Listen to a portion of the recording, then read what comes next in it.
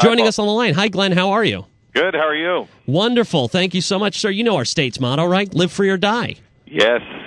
Yes. How are you doing with that? Absolutely. It's going okay. We're doing our best. Best. Now, I want to ask you, how's GBTV going? It's going really, really well. Better than expected. And I was just meeting with the TV people this morning. It's just it's an amazing 2 hours of television. Again, nobody's ever attempted to do this.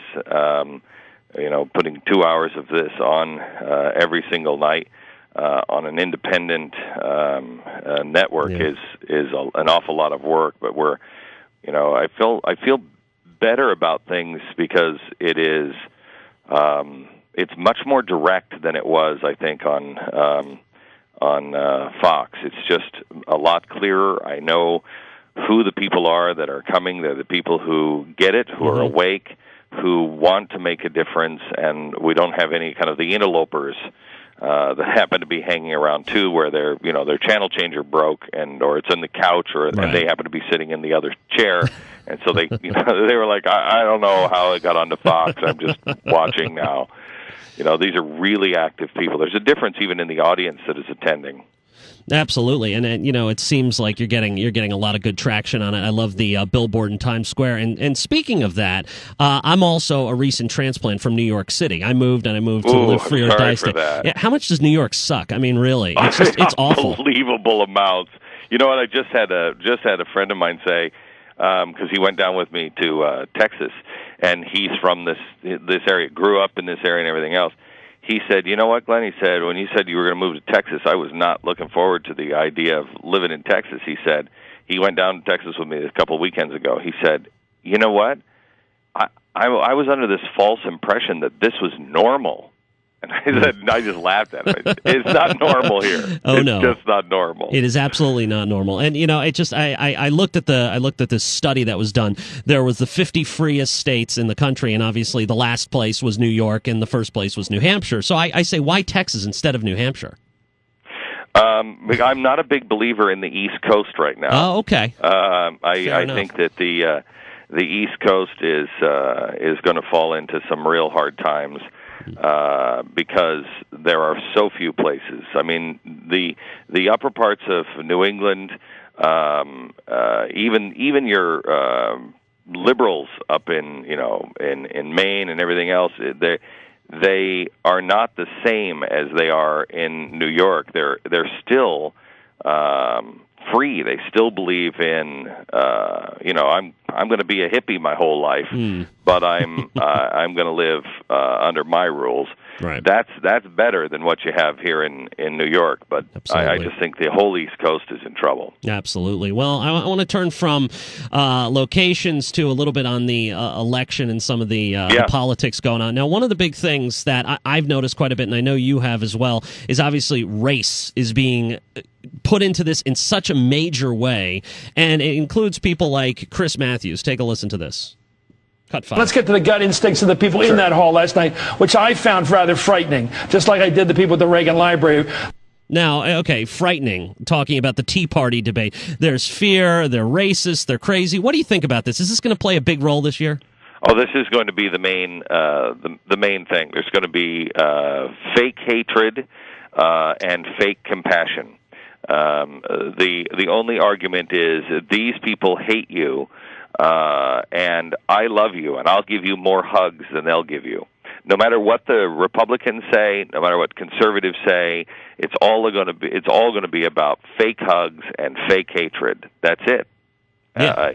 I think we're in real trouble because they have nothing else left.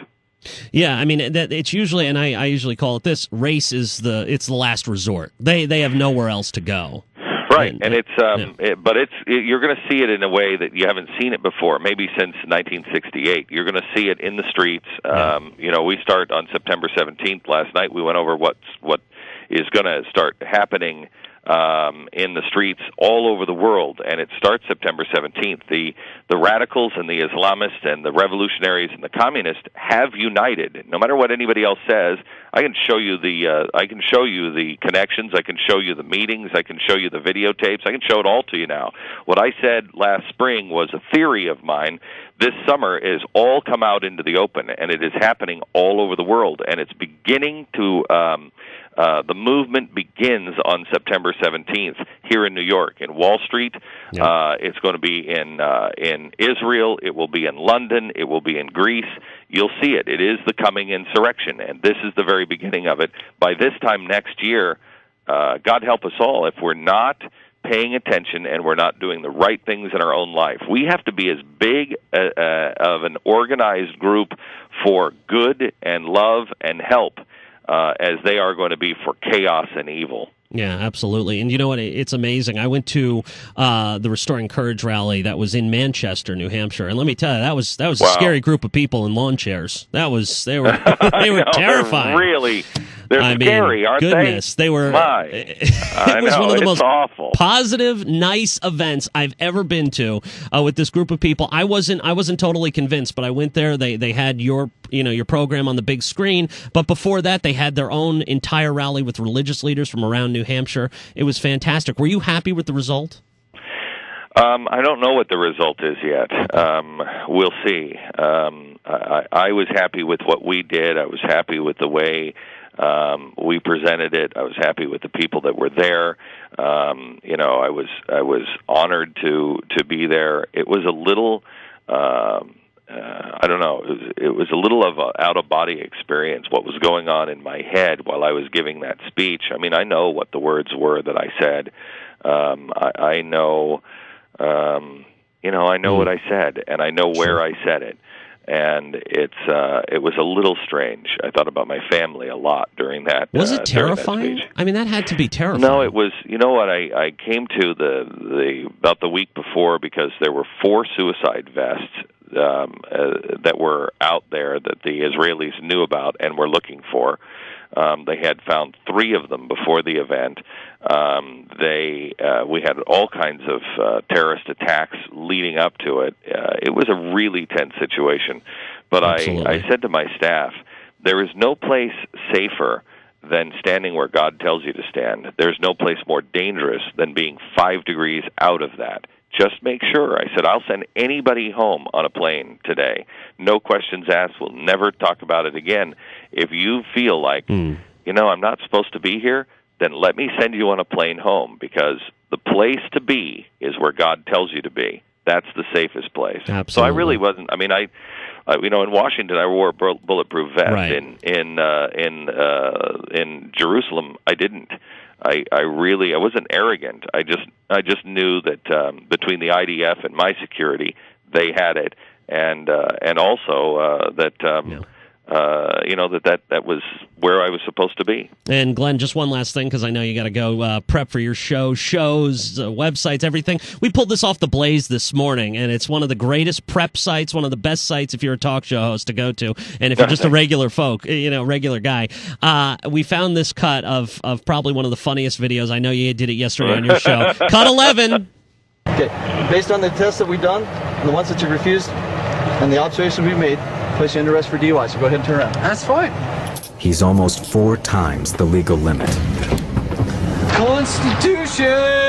All right, come on. Yeah, Fred, come on. Yeah, Constitution. Have a seat. Read it and live by it. Yes. Just have a seat and back the Yes. Have a seat. Ron Paul 2020. There you go. That's my favorite part. This guy's There's classic. Nothing better. There's nothing better than that guy with the Constitution. Nothing better. All right, Glenn Beck, we appreciate the time.